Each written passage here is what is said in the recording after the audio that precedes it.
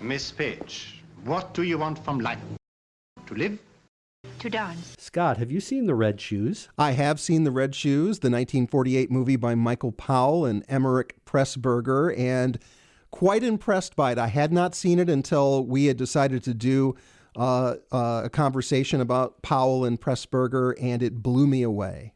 Like many people listening to our show, you had never seen anything by Powell and Pressburger, right? I had never seen anything. I'd seen some of the Michael Powell films later from the 60s, but not anything from their collaboration. Yeah, and there is a strong argument, I'm on this side, that Michael Powell and Emeric Pressburger are the greatest British filmmakers ever. So you would say even greater than David Lean, who we talked about the previous show? Yes, I would.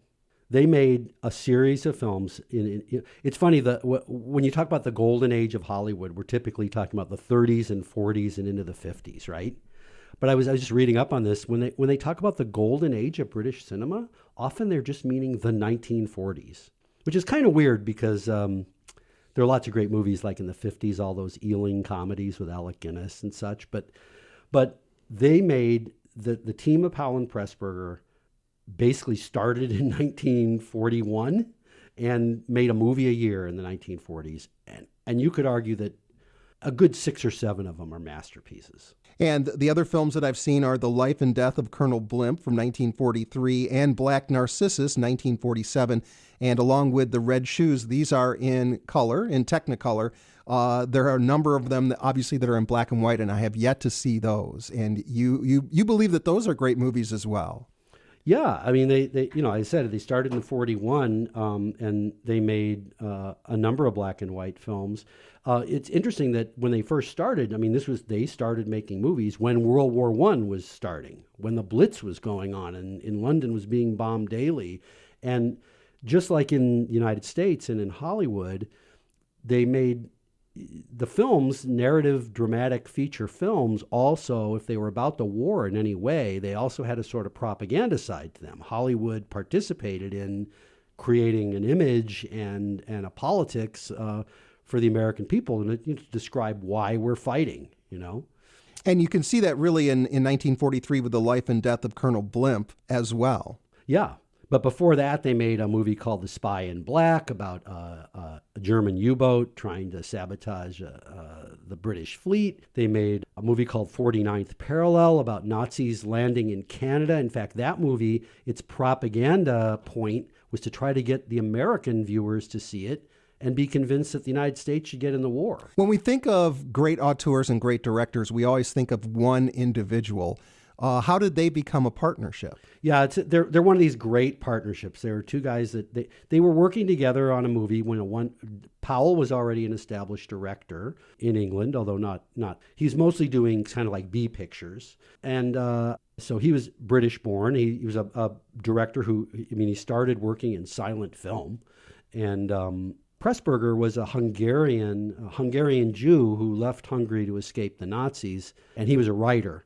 So what's interesting about them is all their movies always say on one credit screen, written, produced, and directed by Michael Powell and Emeric Pressburger. But in fact, of those three things, what they did was they produced them together. Pressburger wrote the script.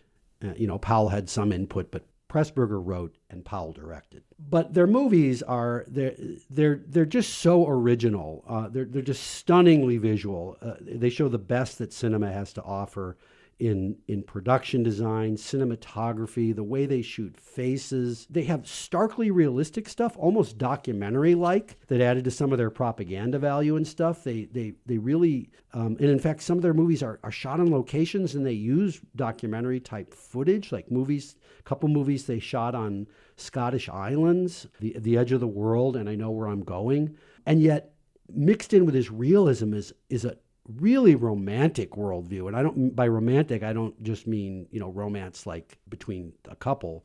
I mean like the romantic movement, right? Of poetry and theater and painting. And one of the things about The Red Shoes that's so amazing is just how gorgeous and how dreamlike it is. Yeah, tell me what you like, because The Red Shoes, of all their films, for our listeners, if you can only see one Michael Powell and Emeric Pressburger film, it's got to be The Red Shoes. It's many people consider it one of the greatest movies ever made. And a lot of people have said that it's the greatest dance movie ever made. And it changed all dance movies, all dance that came afterwards in movies. And it's really about two young people and a director or an impresario who has a theater company that does a ballet company, and the two young couple are a composer and a dancer, and it's really how they come together, their relationship with the ballet director, who is very controlling. But it's based on, the core of it is the Red Shoes by Hans Christian Andersen, so the old fable, and that's what there's a ballet within the movie. It's about this company creating this original ballet around Hans Christian Andersen called the Red Shoes, and it's developing it and then performing it, and then it's also how the relationships progress between the various characters around that performance. Yeah, so it's like a story within a story, right? Because and this is not a spoiler because they tell you the story of the Red Shoes in the movie. The story of the Red Shoes is a Hans Christian Andersen fairy tale in which Andersen's fairy tales were pretty dark. A little girl gets a pair of magical red shoes from a witch or from some in the movie version. It's like a kind of magical cobbler who makes shoes. These shoes help her to dance, and she dances and dances and dances better than she's ever danced before, but she can't stop dancing. The shoes won't let her stop, and she dances until she dies. And so this company is making a ballet of it, and yet the movie is called The Red Shoes, and it's about this dancer and about the people she encounters. And so the whole movie is like a metaphor an extended metaphor for the story. And like you said, then they just do the ballet. They do the whole story from beginning to end in 15 minutes. But it's like the movie, there's no dialogue, there's no cutting away from it. They just do a 15-minute ballet. That's one of the most beautiful things that's ever been done in a movie. It's amazing, and the around that is the company traveling from the UK, going into Europe.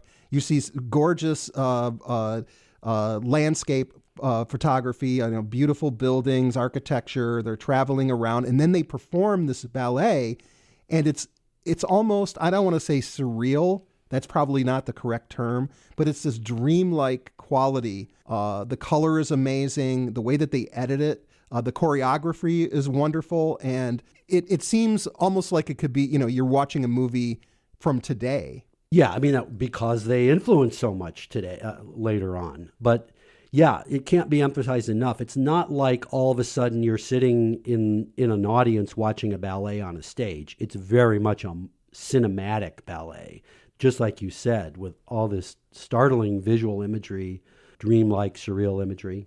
The production design, the cinematography, all of it. It was immediately influential on, musicals were huge in the United States, and it was immediately influential. So when they did An American in Paris and Singing in the Rain, all of those had extended dance sequences. None of that had ever been done in movies before. But when Powell and Pressburger did it, the Americans copied it. Definitely you should check out Michael Powell and Emeric Pressburger. Yes. Thank you, Scott. Thank you.